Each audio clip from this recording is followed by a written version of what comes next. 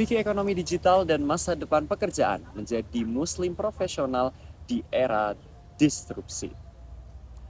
Assalamualaikum warahmatullahi wabarakatuh. Sahabat, khususnya generasi Z yang Allah siapkan menjadi pemimpin di masa depan. Bayangkan dunia kerja 10 tahun dari sekarang. Bukan lagi tentang seragam kantor dan juga jam kerja dari jam 9 sampai dengan jam 5. Karena kita akan memasuki era ekonomi gig, kecerdasan buatan, mata uang kripto, dan investasi digital yang bergerak dalam hitungan detik.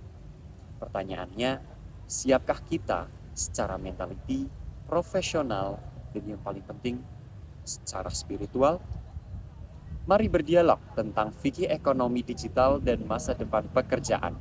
Bagaimana menjadi muslim yang tidak hanya melek teknologi, tetapi juga melek hukum Allah di tengah perubahan yang begitu cepat. Pembahasan yang pertama, memahami fikih muamalah kontemporer.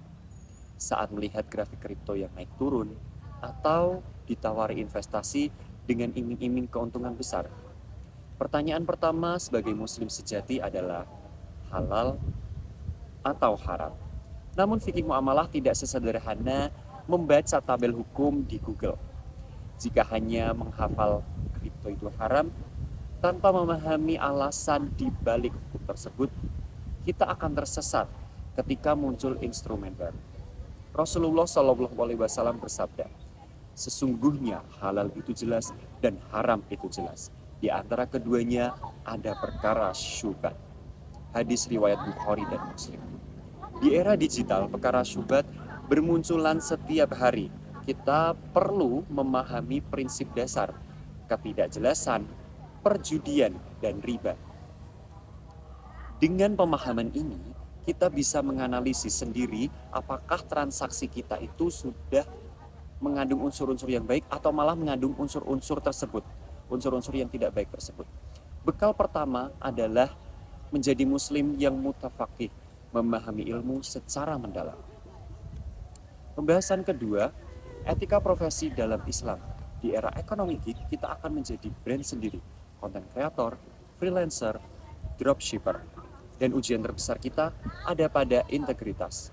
Mudah menerima endorse. Asal bayaran kita mahal, tetapi kita perlu ingat firman Allah dalam surat Al-Anzab ayat 70.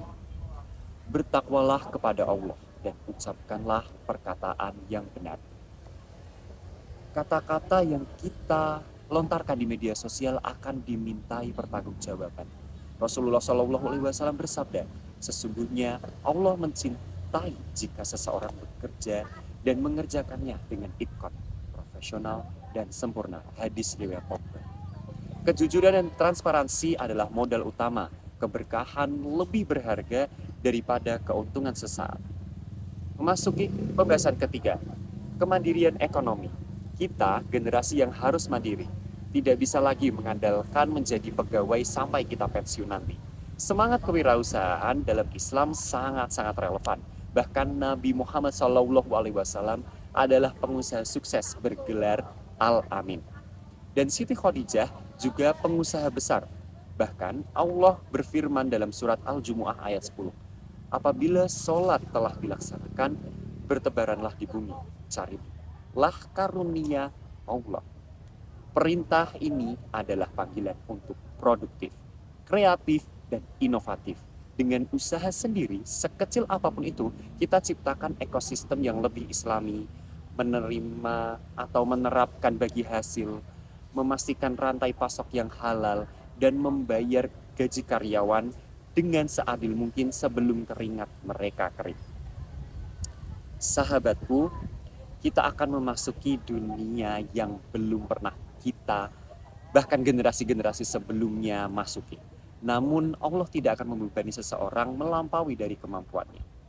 Jadilah muslim yang paham fikih agar tidak tersesat di rimba transaksi digital. Jadilah profesional berintegritas agar karya menjadi amal jariah. Jadilah pribadi mandiri agar bisa memberi, bukan hanya menerima. Ya Allah, berkahilah usaha kami.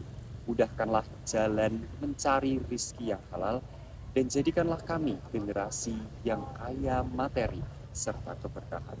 Karena kesuksesan sejati bukan dari saldo rekening, melainkan seberapa besar manfaat kita bagi umat manusia.